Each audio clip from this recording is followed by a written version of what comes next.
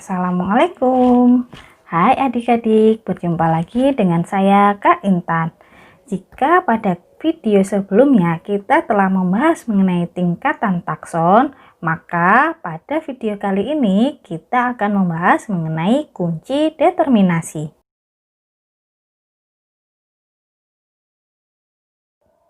Sebelum kita mulai videonya, bagi adik-adik yang baru bergabung, kakak ingatkan untuk jangan lupa subscribe, like, dan share ke teman-temanmu agar teman-teman yang lain juga mendapat manfaat dari video ini.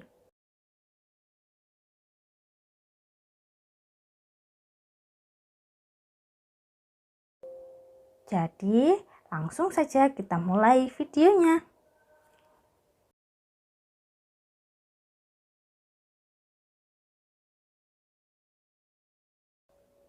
Apakah adik-adik masih ingat tingkatan takson pada hewan dan pada tumbuhan? Jika pada hewan kita menggunakan istilah King Pojan cari orang paling ganteng sedunia.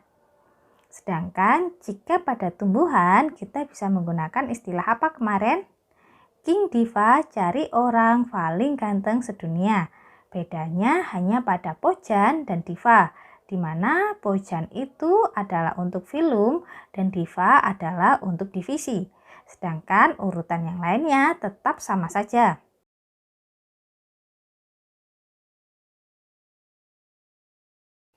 Tingkatan takson pada makhluk hidup itu tidak dilakukan sembarangan, melainkan kita dapatkan melalui persamaan dan perbedaan ciri-ciri yang ada pada setiap makhluk hidup.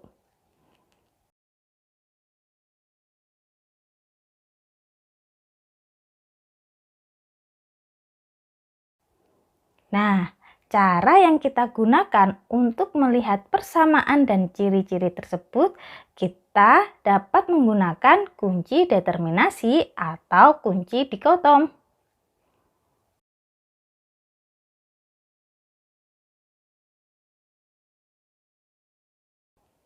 Apa sih Kak kunci determinasi itu? Kunci determinasi ini adalah kunci yang kita gunakan untuk mengenali suatu makhluk hidup dan mengkelompokkannya ke dalam takson. Nah, masih ingat takson itu apa saja? Jika pada hewan, adik-adik bisa menggunakan istilah King Pojan cari orang paling ganteng sedunia. Sedangkan jika pada tumbuhan, adik-adik bisa menggunakan istilah King Diva cari orang paling ganteng sedunia. Bedanya, jika hewan adalah King Pojan, sedangkan jika pada tumbuhan adalah King Diva. Bedanya hanya pada Pojan dan Diva, di mana Pojan itu untuk filum dan Divanya untuk divisi. Selain itu, sama ya kepanjangannya. Misalnya King adalah sama-sama kingdom. Dan Pojan pada hewan adalah untuk filum. Sedangkan Diva pada tumbuhan adalah untuk divisi. Sedangkan urutan yang lainnya kita sama.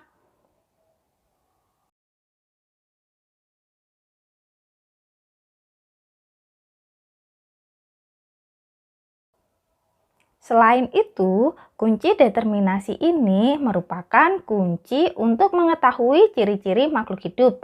Biasanya ciri-ciri tersebut adalah dari ciri-ciri umum menuju ke ciri-ciri yang khusus, sehingga nanti akan mengkerucut dan akan mengetahui kelompok apakah hewan tersebut atau kelompok apakah tumbuhan tersebut.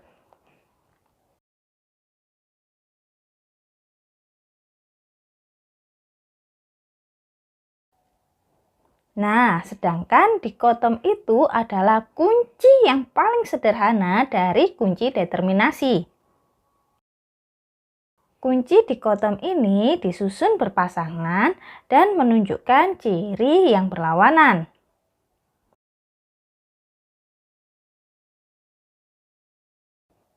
Ada beberapa hal yang harus kita perhatikan sebelum menyusun kunci determinasi. Apa saja hal-hal tersebut? Yang pertama adalah kunci harus dikotom. Kemudian, kata pertama dari setiap pernyataan dari satu kuplet harus sama. Contohnya nih, bisa tumbuhan berumah 1 atau tumbuhan berumah 2. Yang ketiga, pilihan dari kuplet tersebut harus bersifat kontradiktif atau berlawanan. Jadi, nanti jika satu poin diterima, maka poin yang lain akan ditolak. Kemudian, hindari kata-kata yang bersifat tumpang tindih atau kata-kata yang bersifat relatif dalam kuplet. Misalnya saja daunnya besar atau kecil. Itu tidak boleh digunakan karena akan membingungkan ketika kita nanti merumuskan kelompok apa hewan atau kelompok apa tumbuhan tersebut. Yang kelima, gunakan sifat-sifat yang mudah diamati. Kemudian, pernyataan dari 2 kuplet yang berurutan jangan menggunakan kata-kata yang sama. Langkah selanjutnya yang harus kita perhatikan adalah jangan lupa untuk memberi nomor pada setiap kuplet.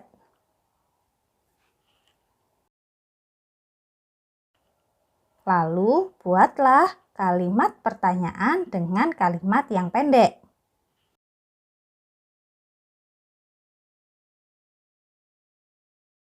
Coba adik-adik perhatikan gambar burung yang ada di layar.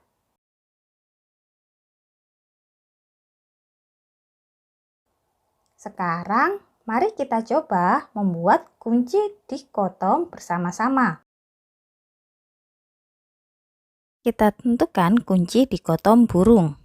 Yang pertama adalah kunci harus dikotom.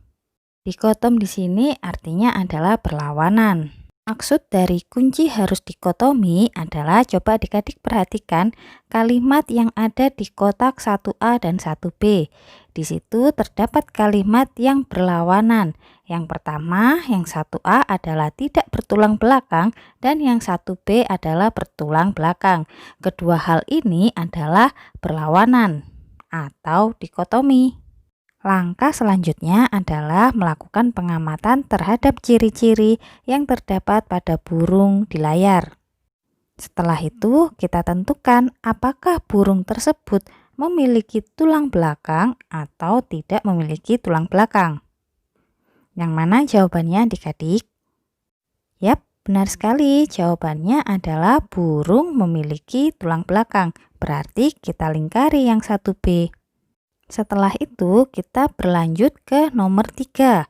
Di nomor 3 terdapat pilihan 3A bergerak tidak dengan sirip dan 3B bergerak dengan sirip. Ini adik-adik harus memilih berdasarkan ciri-ciri yang adik-adik amati pada burung yang ada di layar.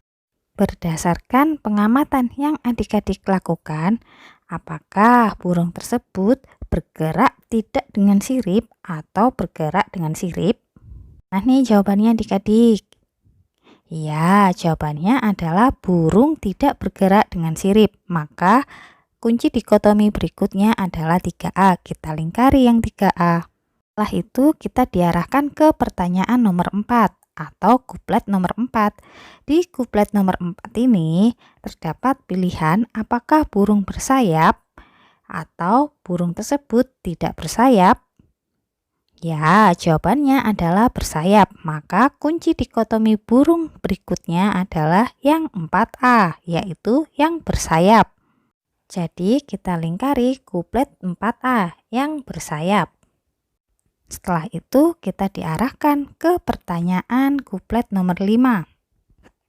Di situ terdapat pilihan apakah burung tersebut bermetamorfosis ataukah burung tersebut tidak bermetamorfosis? Jawabannya yang mana? Apakah burung melakukan metamorfosis? Tidak, berarti kita pilih yang mana? Ya, kita pilih yang 5B. Lalu kita lingkari yang 5B. Sudah selesai, berarti adik-adik hebat, sudah bisa menentukan kunci dikotomi dari burung. Lalu kita tinggal susun. Kunci dikotomi dari burung adalah 1B, 3A, 4A, dan 5B.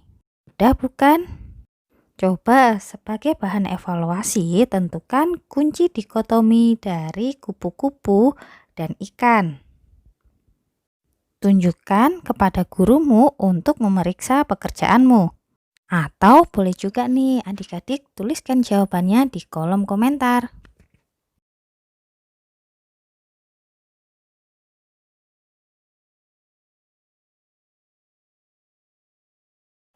Nah, itu tadi pembahasan kita mengenai kunci determinasi. Semoga video ini dapat memberikan pengetahuan baru bagi adik-adik. Saya Kak Intan undur diri dan sampai jumpa di kesempatan lainnya.